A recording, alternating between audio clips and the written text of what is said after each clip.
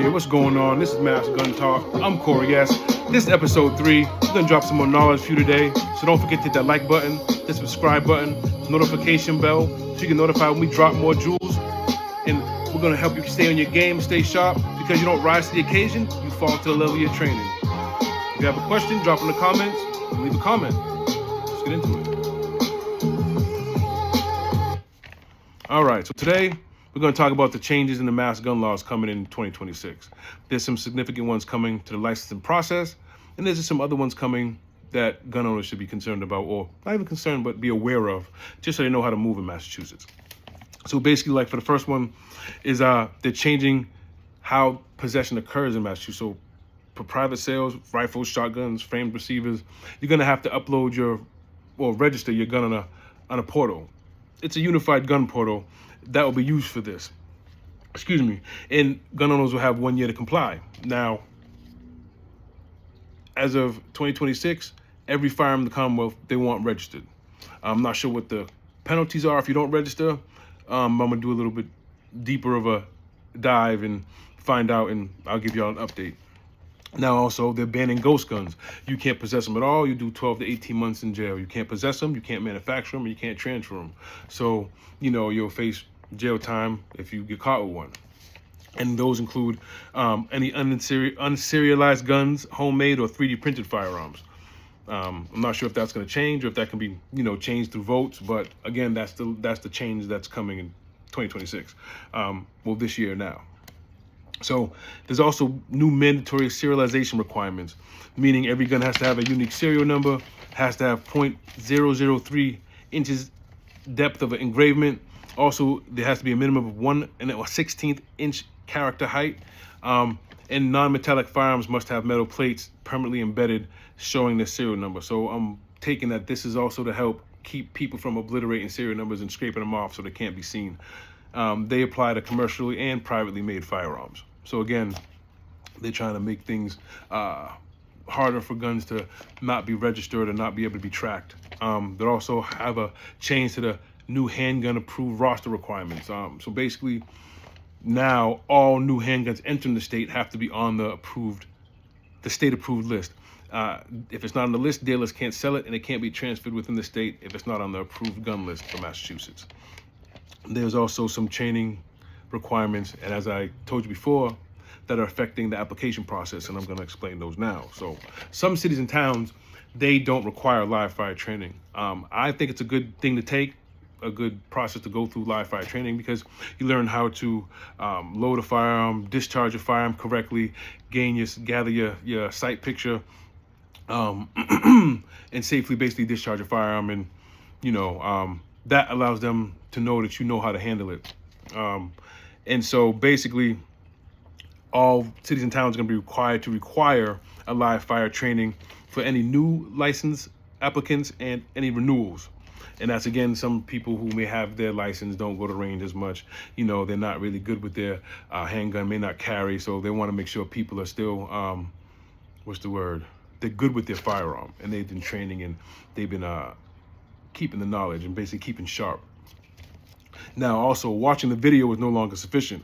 Training classes, they're going to have to be longer and more comprehensive. So again, as I say, start your process now to make your journey easier.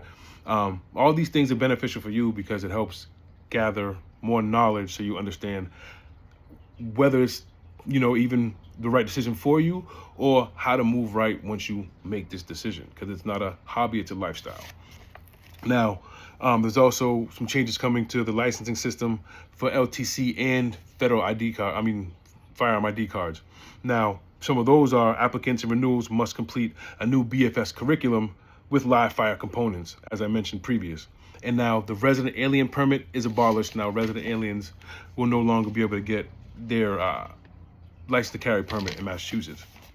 Now also more basic firearms safety changes to the course requirements are that as of Section 74 of the Act, new BFS curriculum regulations, they are going to include mandatory instructor upload of completed certificates to the MIRCS portal and new state certified documentation rules. So there's changes to how applications get processed Again, there's a new online portal to kind of hold accountability, because from what I understand and what I've learned, applicants have to be reached out to within 30 days of receiving of the local PD or having their application received. So I know COVID had a backup, but they're trying to just make sure the manner of time is kept reasonable. Now, there's also changes to the external risk protection. So basically that means like if certain people feel like you're a threat to yourself or others, they can request that your guns be surrendered. Now that's under H4885, and unless it's overturned by referendum, that includes school administrators and licensed health providers. They can petition the courts for ERPO, requiring someone to immediately surrender their firearms. Again, if they feel like they're a danger to somebody or a danger to themselves. Now we can discuss that in the comments. We can discuss these changes in a later episode. Again, drop a comment if you have questions, or if there's anything that you're not sure about, or if you have a comment about any changes or what have you, let me know. And also, there's new expanded surrender requirements.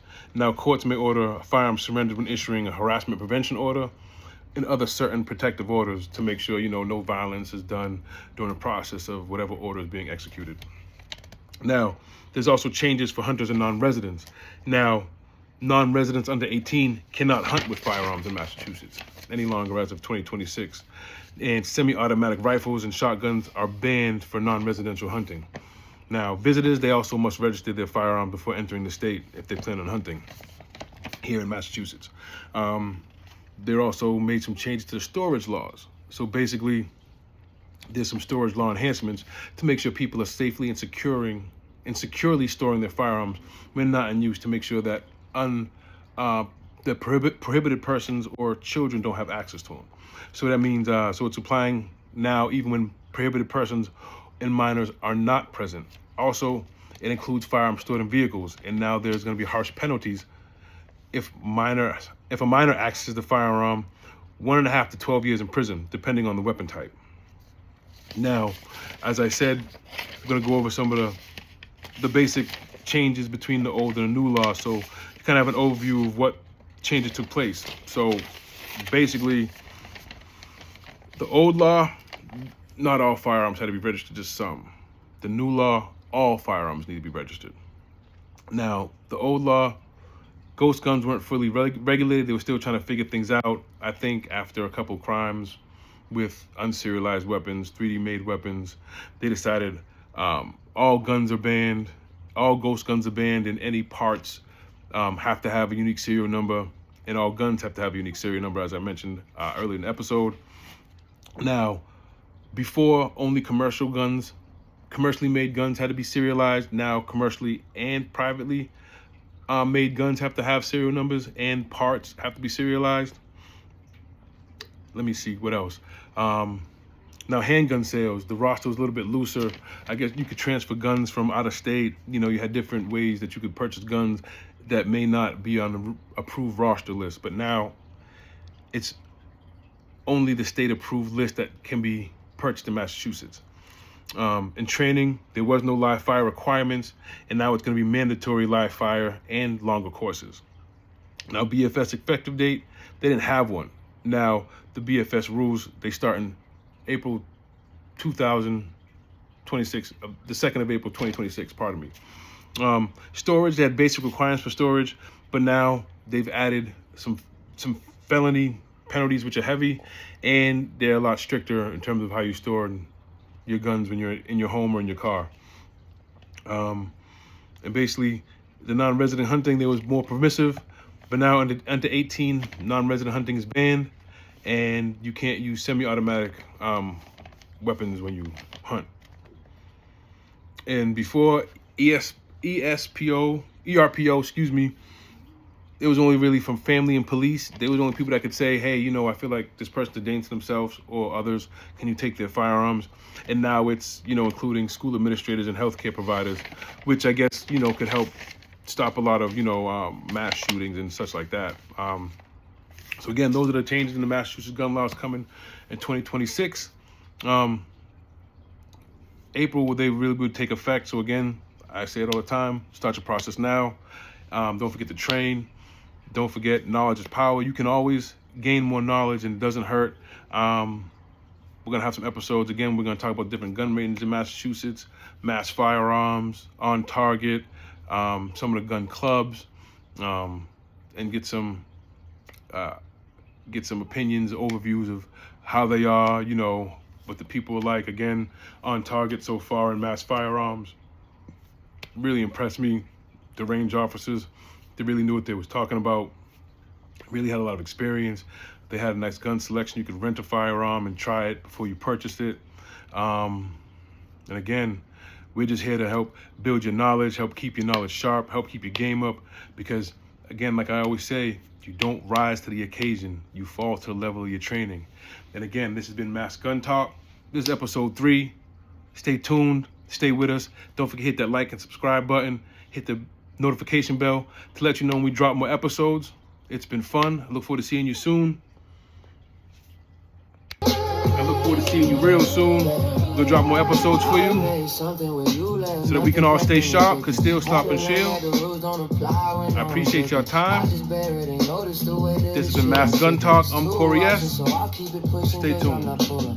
Still see you later knowing I won't be back. Sometimes you send out signals, clearly get no feedback. You don't use it, just be charming, cause you have a knack. Time is money, but you waste it and you lose track. I tell myself, slow down, you've been running too fast. Living in the moment, but I'm stuck in the past. Gotta stop chasing ghosts that ain't calling me back. Had to learn some doors closed, I can't kick in the last.